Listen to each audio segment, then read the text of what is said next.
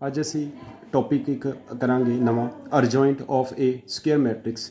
ਕਿਸੇ square matrix ਦਾ ਅਰਜੋਇੰਟ find ਕਰਨਾ ਹੈ, ਉਹਦਾ ਮੈਥਡ ਕੀ ਹੈ। ਸਕੁਅਰ ਮੈਟ੍ਰਿਕਸ ਦਾ ਬੜੀ ਤੁਹਾਨੂੰ ਮੀਨਿੰਗ ਸਮਝਾਇਆ। ਸਕੁਅਰ ਮੈਟ੍ਰਿਕਸ ਹੁੰਦਾ ਜਿਹਦੀਆਂ ਨੰਬਰ ਆਫ ਰੋਜ਼ ਤੇ ਨੰਬਰ ਆਫ ਕਾਲਮਸ ਇਕੁਅਲ ਹੋਣ, ਉਹ ਵਾਲਾ ਮੈਟ੍ਰਿਕਸ ਜਿਹਦੀਆਂ ਨੰਬਰ ਆਫ ਰੋਜ਼ ਤੇ ਨੰਬਰ ਆਫ ਕਾਲਮਸ ਇਕੁਅਲ ਹੋਣ। ਅੱਜ ਅਸੀਂ ਕਰਾਂਗੇ ਕਿਸੇ ਸਕੁਅਰ ਮੈਟ੍ਰਿਕਸ ਦਾ ਅਰਜੋਇੰਟ ਕਿਸ ਤਰ੍ਹਾਂ ਫਾਈਂਡ ਕਰੀਦਾ। ਅਰਜੋਇੰਟ ਡੈਫੀਨੇਸ਼ਨ ਕਰਾਂਗੇ ਪਹਿਲਾਂ। Let A is equal to small A I J. कोई मैट्रिक्स A है, ए आई जे ਉਹਦਾ जनरल एलिमेंट है। B any square matrix, suppose कर लेता कि A कोई एनी स्क्वायर मैट्रिक्स है।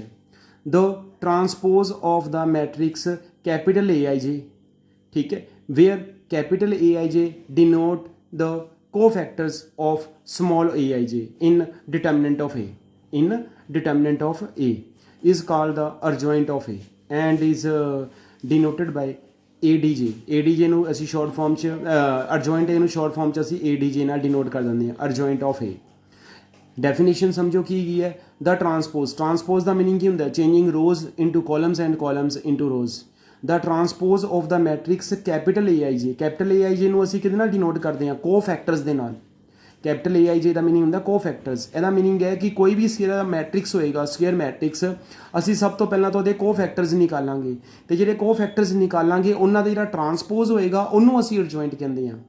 ठीक है, डेफिनेशन की होगी the transpose of the matrix obtained. ठीक है, the transpose of the matrix of the cofactors of the elements is called the adjoint of ए।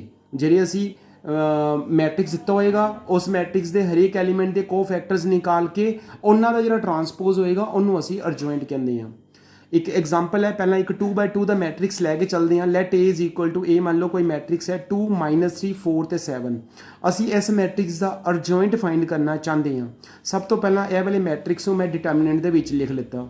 ਇਹ ਡਿਟਰਮੀਨੈਂਟ 'ਚ ਲਿਖ ਲਓ ਤੇ ਡਿਟਰਮੀਨੈਂਟ 'ਚ ਲਿਖ ਕੇ ਹੁਣ ਮੈਂ ਇਹਦੇ ਕੋ ਫੈਕਟਰਸ ਨਿਕਾਲਣ ਲੱਗਿਆ ਵਾਂ। ਕੋ ਫੈਕਟਰਸ ਨਿਕਾਲਣ ਵਾਸਤੇ ਸਭ ਤੋਂ ਪਹਿਲਾਂ ਮੈਂ ਲਿਖਿਆ A11। A11 ਦਾ ਮੀਨਿੰਗ ਹੁੰਦਾ ਹੈ ਕੋ factor of the element at the first ਰੋ ਫਸਟ ਕੋਲਮ। A11 ਦਾ ਮਤਲਬ ਹੁੰਦਾ ਹੈ ਕਿ ਜਿਹੜਾ ਐਲੀਮੈਂਟ ਫਸਟ ਰੋ ਫਸਟ ਕੋਲਮ ਦੇ ਉੱਪਰ ਹੈ ਉਹਦਾ ਕੋ ਫੈਕਟਰ ਕੀ ਹੋਏਗਾ। ਕੈਪੀਟਲ A ਅਸੀਂ ਕੋ ਫੈਕਟਰ ਵਾਸਤੇ ਡਿਨੋਟ ਕਰਦੇ ਹਾਂ।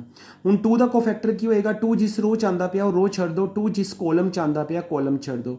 2 ਵਾਲੀ ਰੋ ਤੇ 2 ਵਾਲਾ ਕੋਲਮ ਛੱਡਾਂਗੇ, ਬਾਕੀ ਕਿੰਨਾ ਬਚੇਗਾ? 7। ਤੇ 2 ਦੇ ਅੱਗੇ ਜਿਹੜਾ ਸਾਈਨ ਲੈਣਾ ਦਾ ਔਰ 2 ਦਾ ਜਿਹੜਾ ਸਾਈਨ ਹੈ ਉਹ ਕਿਹੜਾ ਹੈਗਾ? ਪਲੱਸ ਦਾ। ਇਹਦਾ ਮੀਨਿੰਗ ਇੱਥੇ ਆਏਗਾ +7 ਤੇ ਪਲੱਸ ਲਿਖਣ ਦੀ ਕੋਈ ਜ਼ਰੂਰਤ ਨਹੀਂ ਗੀ। ਹੁਣ ਅਸੀਂ ਨਿਕਾਲਣਾ ਕੋ ਫੈਕਟਰਸ A12। A12 ਦਾ ਮੀਨਿੰਗ ਹੈ ਫਸਟ ਰੋ ਸੈਕਿੰਡ ਕੋਲਮ ਦੇ ਉੱਪਰ ਜਿਹੜਾ ਐਲੀਮੈਂਟ ਹੈ ਉਹਦਾ ਕੋ ਫੈਕਟਰ।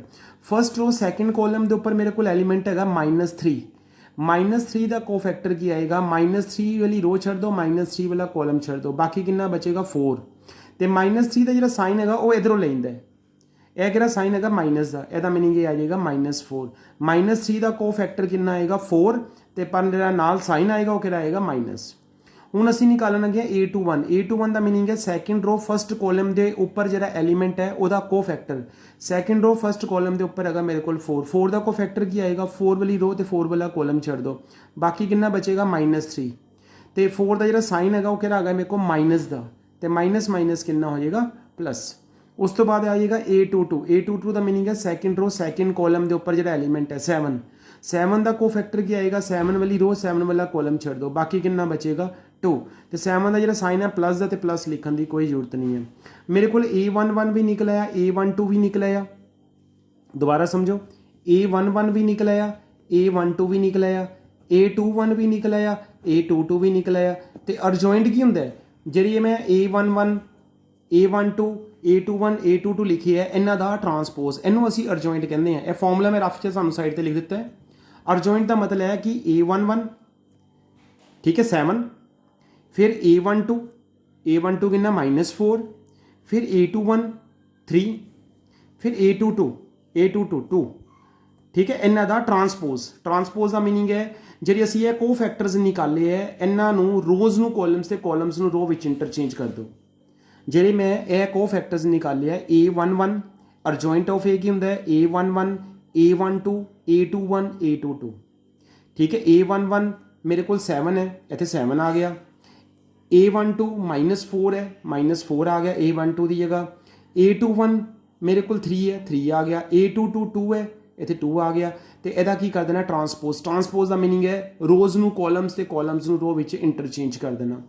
ठीक है। ਤੁਹਾਨੂੰ ਇਹ ਮੈਂ ਰਫ ਸਾਈਡ ਤੇ ਫਾਰਮੂਲਾ ਲਿਖਿਆ ਅਰਜੁਆਇੰਟ ਆਫ A ਦਾ 2/2 ਦਾ ਮੈਟ੍ਰਿਕਸ ਹੋਵੇ ਤੇ ਜਿਹੜੇ ਕੋਫੈਕਟਰਸ A11 A12 A21 A22 ਨਿਕਾਲ ਕੇ ਉਹਨਾਂ ਦਾ ਟਰਾਂਸਪੋਜ਼ ਕਰ ਦੇਣਾ।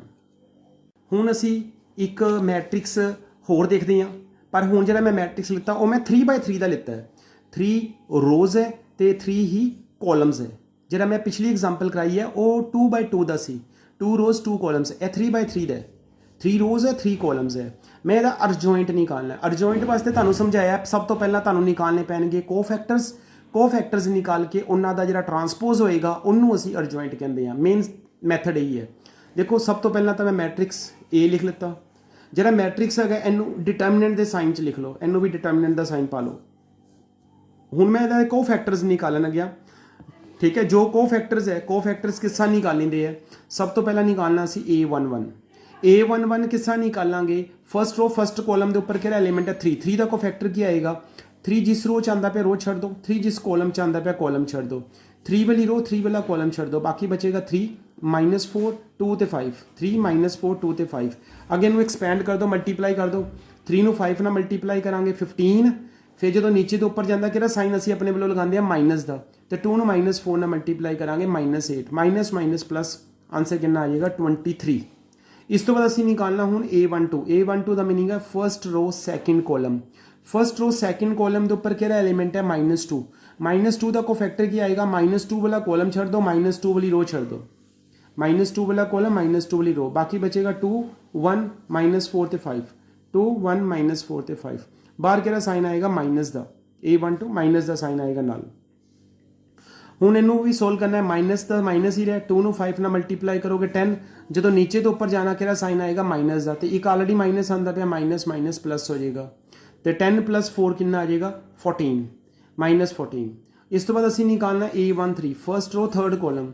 1 ਦਾ ਕੋਫੈਕਟਰ ਕੀ ਆਏਗਾ ਫਸਟ ਰੋ ਥਰਡ ਕਾਲਮ ਦੇ ਉੱਪਰ ਐਲੀਮੈਂਟ 1 ਹੈ, 1 ਦਾ ਕੋਫੈਕਟਰ ਆਏਗਾ 1 ਵਾਲੀ ਰੋ ਛੱਡ ਦਿਓ 1 ਵਾਲਾ ਕਾਲਮ, ਬਾਕੀ ਬਚੇਗਾ 2 1 3 2 2 1 3 2। ਇਹਨੂੰ ਵੀ ਸੋਲਵ ਕਰ ਲਓ, 2 2 4 ਤੇ 1 ਨੂੰ 3 ਨਾਲ ਮਲਟੀਪਲਾਈ ਕਰੋਗੇ -3 ਤੇ ਆਨਸਰ 1 ਨਾਲ ਆਏਗਾ, 4 'ਚ 3 ਮਾਈਨਸ ਕਰੋਗੇ। ਨੈਕਸਟ ਹੈਗਾ A21 ਸੈਕਿੰਡ ਰੋ ਫਸਟ ਕਾਲਮ ਦੇ ਉੱਪਰ ਕਿਹੜਾ ਐਲੀਮੈਂਟ ਹੈਗਾ ਮੇਰੇ ਕੋਲ 2 ਦਾ ਕੋਫੈਕਟਰ ਕੀ ਆਏਗਾ 2 ਜਿਸ ਰੋ 'ਚ ਆਉਂਦਾ ਪਿਆ ਰੋ ਛੱਡ ਦਿਓ 2 ਵਾਲਾ ਕਾਲਮ, ਬਾਕੀ ਬਚੇਗਾ -2 1 2 ਤੇ 5 ਨਾਲ 2 ਦਾ ਜਿਹੜਾ ਸਾਈਨ ਹੈਗਾ ਉਹ ਕਿਹੜਾ ਸਾਈਨ ਹੈਗਾ ਮਾਈਨਸ ਦਾ, ਨਾਲ ਮਾਈਨਸ ਆਏਗਾ, ਇਹ ਮਾਈਨਸ ਵੀ ਆ ਗਿਆ ਨਾਲ -2 1 ਤੇ 2 ਤੇ 5। ਇਹਨੂੰ ਸੋਲਵ ਮਾਈਨਸ ਦਾ ਤਾਂ ਮਾਈਨਸ ਹੀ ਰਹੇਗਾ, -2 ਨੂੰ 5 ਨਾਲ ਮਲਟੀਪਲਾਈ ਕਰੋਗੇ -10 ਤੇ ਜਦੋਂ ਨੀਚੇ ਦੇ ਉੱਪਰ ਜਾਓਗੇ ਸਾਈਨ ਮਾਈਨਸ ਦਾ 2 1 2 -2 ਤੇ -10 ਆਏਗਾ -12 ਤੇ ਬਾਹਰ ਮਾਈਨਸ ਹੈ ਮਾਈਨਸ ਪਲੱਸ। ਹੁਣ ਅਸੀਂ ਕੋਫੈਕਟਰਸ ਨਿਕਾਲਣ ਲੱਗੇ ਹਾਂ A22। ਠੀਕ ਹੈ, A22 ਨਿਕਾਲਣ ਵਾਸਤੇ ਇਹ ਦੇਖ ਲਓ A22 ਦਾ ਮੀਨਿੰਗ ਹੈ 3 ਦਾ ਕੋਫੈਕਟਰ ਨਿਕਾਲਣਾ। 3 ਜਿਸ ਰੋ 'ਚ ਆਉਂਦਾ ਪਿਆ ਰੋ ਛੱਡ ਦਿਓ, 3 ਜਿਸ ਕਾਲਮ 'ਚ ਆਉਂਦਾ ਪਿਆ ਕਾਲਮ ਛੱਡ ਦਿਓ, ਬਾਕੀ ਬਚੇਗਾ 3 1 1 5 ਨਾਲ 3 ਦਾ ਸਾਈਨ ਪਲੱਸ ਦਾ ਨਾਲ ਪੋਜ਼ਿਟਿਵ ਸਾਈਨ ਆਏਗਾ। ਠੀਕ ਹੈ, 3 1 1 5 ਇਹਨੂੰ ਮਲਟੀਪਲਾਈ ਕਰ ਲਓ, 3 5 15 ਨੀਚੇ ਦੇ ਉੱਪਰ ਜਾਓਗੇ -1 14। ਐਸੇ ਸਿਮਿਲਰਲੀ A23 ਬਾਹਰ ਮਾਈਨਸ ਆਏਗਾ, ਫਿਰ A31 ਫਿਰ A32 A33 ਸਾਰੇ ਅਸੀਂ ਕੋਫੈਕਟਰਸ ਪਹਿਲਾਂ ਨਿਕਾਲ ਲੈਣੇ ਹੈਗੇ ਆ। ਠੀਕ ਹੈ, ਜਦੋਂ ਅਸੀਂ ਸਾਰੇ ਕੋਫੈਕਟਰਸ ਨਿਕਾਲ ਲਾਂਗੇ ਉਸ ਤੋਂ ਬਾਅਦ ਅਰਜੁਆਇੰਟ ਕਿਸ ਤਰ੍ਹਾਂ ਨਿਕਾਲਣਾ ਹੈ। ਠੀਕ ਹੈ, ਅਰਜੁਆਇੰਟ ਨਿਕਾਲਣਾ ਜਿੰਨੇ ਵੀ ਅਸੀਂ ਕੋਫੈਕਟਰਸ ਨਿਕਾਲੇ ਹੈ ਇਹ ਰਫ ਜਿਹਾ ਮੈਂ ਫਾਰਮੂਲਾ ਲਿਖ ਦਿੰਦਾ ਵਾਂ, ਵੈਸੇ ਲਿਖਣਾ ਨਹੀਂ ਹੈ, ਤੁਸੀਂ ਰਫ 'ਚ ਲਿਖ ਸਕਦੇ ਹੋ। ਅਰਜੁਆਇੰਟ ਵਾਸਤੇ ਜੇ 3/3 ਦਾ ਹੈਗਾ ਤੇ ਸਭ ਤੋਂ ਪਹਿਲਾਂ ਆਏਗਾ A11, ਫਿਰ ਕਿੰਨਾ ਆਏਗਾ A12, ਫਿਰ ਕਿੰਨਾ ਆਏਗਾ A13, ਉਸ ਤੋਂ ਬਾਅਦ A21, ਫਿਰ A22, ਫਿਰ A23, ਉਸ ਤੋਂ ਬਾਅਦ ਆਏਗਾ A31, ਫਿਰ A32, ਉਸ ਤੋਂ ਬਾਅਦ ਆਏਗਾ A33। ਜਿਹੜੇ ਵੀ ਅਸੀਂ ਕੋਫੈਕਟਰਸ ਨਿਕਾਲੇ ਹੈ ਉਹਨਾਂ ਦਾ ਕੀ ਕਰ ਦੇਣਾ ਟਰਾਂਸਪੋਜ਼। ਠੀਕ ਹੈ, ਜਿਹੜੇ ਅਸੀਂ ਇਹ ਕੋਫੈਕਟਰਸ ਨਿਕਾਲੇ ਹੈ ਇਹ ਸਾਰੇ ਇੱਥੇ ਲਿਖ ਕੇ ਪਹਿਲਾਂ A11 ਫਿਰ A12 ਫਿਰ A13 A21 A22 A23 A31 A32 A33 ਸਾਰਿਆਂ ਦਾ ਕੀ ਕਰ ਦਾਂਗੇ ਟਰਾਂਸਪੋਜ਼। ਤੇ ਟਰਾਂਸਪੋਜ਼ ਦਾ ਮੀਨਿੰਗ ਹੁੰਦਾ ਰੋਜ਼ ਨੂੰ ਕਾਲਮਸ ਤੇ ਕਾਲਮਸ ਨੂੰ ਰੋ ਵਿੱਚ ਇੰਟਰਚੇਂਜ ਕਰ ਦੇਣਾ। ਇਹ ਰਫ ਦੇ ਮੈਂ ਸਾਈਡ ਤੇ ਫਾਰਮੂਲਾ ਲਿਖਤਾ ਅਰਜੁਆਇੰਟ ਨਿਕਾਲਣ ਵਾਸਤੇ। ਇਹ ਕੈਪੀਟਲ A ਹੈਗੇ ਕੋਫੈਕਟਰਸ, ਜਿਹੜੇ ਕੋਫੈਕਟਰਸ ਨਿਕਾਲਾਂਗੇ ਉਹਨਾਂ ਦਾ ਜਿਹੜਾ ਟਰਾਂਸਪੋਜ਼ ਕਰੀਏ ਉਹੀ ਅਰਜੁਆਇੰਟ ਦੀ ਡੈਫੀਨੇਸ਼ਨ ਹੁੰਦੀ ਹੈ। ਤੇ ਅਸੀਂ ਇਹ ਕੋਫੈਕਟਰਸ ਪਹਿਲਾਂ ਨਿਕਾਲ ਚੁੱਕੇ ਹੋਏ ਹਾਂ, ਉਹਨਾਂ ਦਾ ਟਰਾਂਸਪੋਜ਼ ਕਰਾਂਗੇ ਤੇ ਉਹ ਸਾਡੇ ਕੋਲ ਅਰਜੁਆਇੰਟ ਨਿਕਲ ਆਏਗਾ। ਨੈਕਸਟ ਹੈ ਮੇਰੇ ਕੋਲ ਇੱਕ ਡੈਫੀਨੇਸ਼ਨ ਹੈ ਸਿੰਗੂਲਰ ਮੈਟ੍ਰਿਕਸ ਦੀ। ਕੋਈ ਮੈਟ੍ਰਿਕਸ ਸਿੰਗੂਲਰ ਕਦੋਂ ਹੁੰਦਾ ਹੈ ਜਦੋਂ ਉਸ ਮੈਟ੍ਰਿਕਸ ਦਾ ਡਿਟਰਮੀਨੈਂਟ 0 ਦੇ ਇਕੁਅਲ ਹੋਵੇ, ਤੇ ਕੋਈ ਮੈਟ੍ਰਿਕਸ ਨਾਨ ਸਿੰਗੂਲਰ ਕਦੋਂ ਹੁੰਦਾ ਹੈ ਜਦੋਂ ਕਿਸੇ ਮੈਟ੍ਰਿਕਸ ਦਾ ਡਿਟਰਮੀਨੈਂਟ 0 ਦੇ ਇਕੁਅਲ ਨਾ ਹੋਵੇ, ਨਾਟ ਇਕੁਅਲ ਟੂ 0।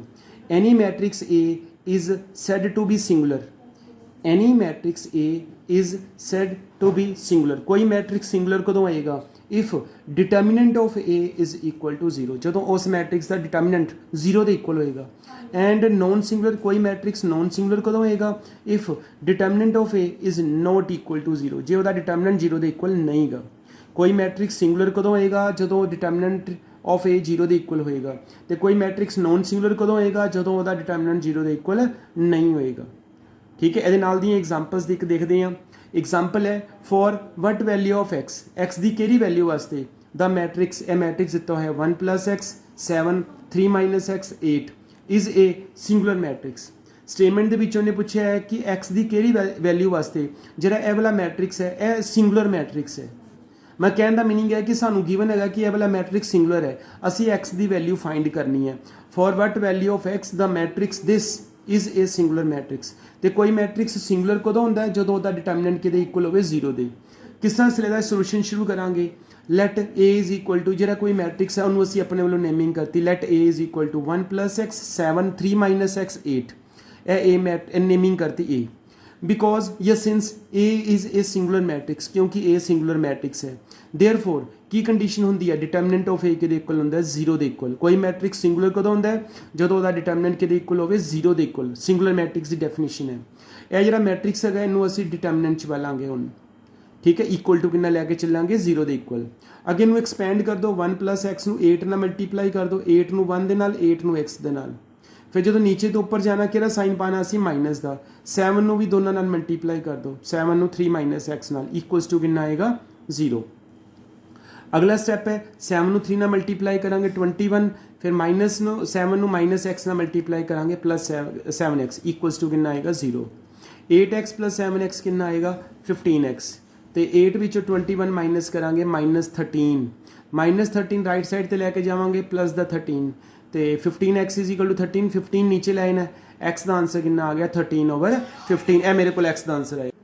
सम देखो जो ट्राई करने हैं। सब तो पहला अगर find the adjoint of the following matrices, ਜਿਹੜੀਆਂ ਤੁਹਾਨੂੰ फस्ट 2 एग्जाम्पल्स कराइयां, एक 2/2 की तो एक 3/3 की। पहले जो 3 सम्स है 2/2 के अर्जॉइंट फाइंड करना है। ਇਹਦਾ मीनिंग ਤੁਹਾਨੂੰ ਇਹਨਾਂ ਦੇ ਸਾਰਿਆਂ ਦੇ ਕੋਫੈਕਟਰਸ ਨਿਕਾਲ ਕੇ ਉਹਨਾਂ ਦਾ ਜਿਹੜਾ ਟਰਾਂਸਪੋਜ਼ ਕਰੋਗੇ ਉਹਨੂੰ अर्जॉइंट ਕਹਿੰਦੇ ਆ। ਤੇ ਇਹ 3/3 ਦਾ ਮੈਟ੍ਰਿਕਸ ਹੈਗੇ, ਇਹ ਜਿਹੜੀ ਸੈਕਿੰਡ ਐਗਜ਼ਾਮਪਲ ਕੀਤੀ ਸੀ, ਇਹਨਾਂ ਦੇ ਵੀ ਸਾਰਿਆਂ ਦੇ ਕੋਫੈਕਟਰਸ ਨਿਕਾਲ ਕੇ ਉਹਨਾਂ ਦਾ ਟਰਾਂਸਪੋਜ਼ ਕਰੋਗੇ ਉਹਨੂੰ ਅਸੀਂ अर्जॉइंट ਕਹਿੰਦੇ ਆ। ठीक है, यह पहले जो 6 पार्ट है ये सारे अर्जॉइंट वाले है। हुण जी सन थर्ड एग्जाम्पल कराई है, for what value of X the following matrices are singular. X की किहड़ी वैल्यू वास्ते जो मैट्रिसिस दिते हुए है यह सिंगुलर मैट्रिक्स है। 6 पार्ट्स है। कोई मैट्रिक्स सिंगुलर कदों होंदा है? जो उसका डिटर्मिनेंट के इक्वल हो जीरो के इक्वल। ये डिटर्मिनेंट को जीरो के इक्वल लैके चलो, एक्सपैंड कर दो तो आंसर आ जाएगा। ठीक है, 6 के 6 पार्ट्स कंप्लीट कर लेने हैं सारे, सारिਆਂ का डिटर्मिनेंट को जीरो के इक्वल लैके चलना होगा। Singular matrix determinant of A equal to zero, जी असी थर्ड एग्जाम्पल की है उन्होंने रिलेटेड है 6 पार्ट्स है। ठीक है, जी थर्ड एग्जाम्पल की।